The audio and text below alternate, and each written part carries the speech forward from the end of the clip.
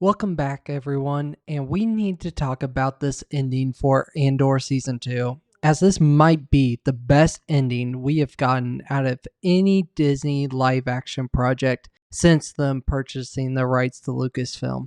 Tony Gilroy knew how this story was going to end, something that is actually one of the hardest parts of creating a story, but instead, Gilroy did a fantastic job showing us the events that led up to what we get to see in Rogue One. However, most fans did not anticipate the whirlwind of emotions that we would receive on this epic journey throughout the Star Wars universe, introducing small characters to build up to this massive rebellion that one day will take down this mighty empire. I am absolutely blown away by not only how this all connects so well to the events in Rogue One, and yet there is still so much at the ending of Andor Season 2 that will absolutely change your perspective of this movie. Knowing that Bix left Andor not because she didn't love him, but because she knew that she was pregnant, and that Andor was the father.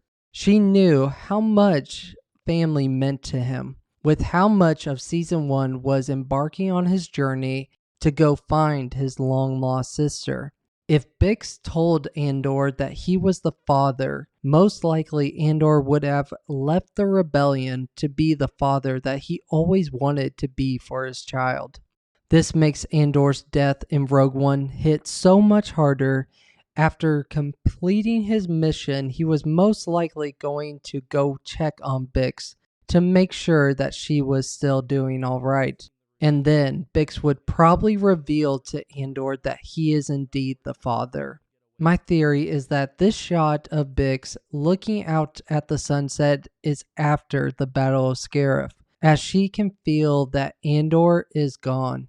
But she knows what they did together for the rebellion has allowed her to be able to raise their child on a safe planet far away from the Empire.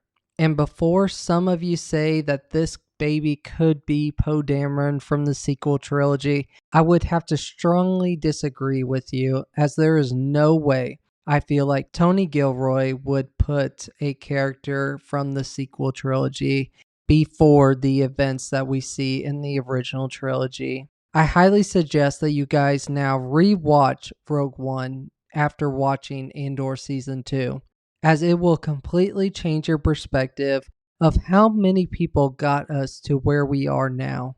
How many people lost their lives in the show to fight for something that they knew was worth fighting for, even if they weren't the most famous characters, or if they had very little screen time.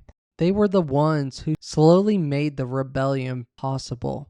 To learn more about the Emperor's new project, a weapon unlike no other, and if it wasn't for Galen Erso building a flaw in the Death Star for one day his daughter to transmit those plans to the Rebel Alliance, and for a young moisture farmer on Tatooine to one day bravely join the rebellion in order to be the new hope for the galaxy.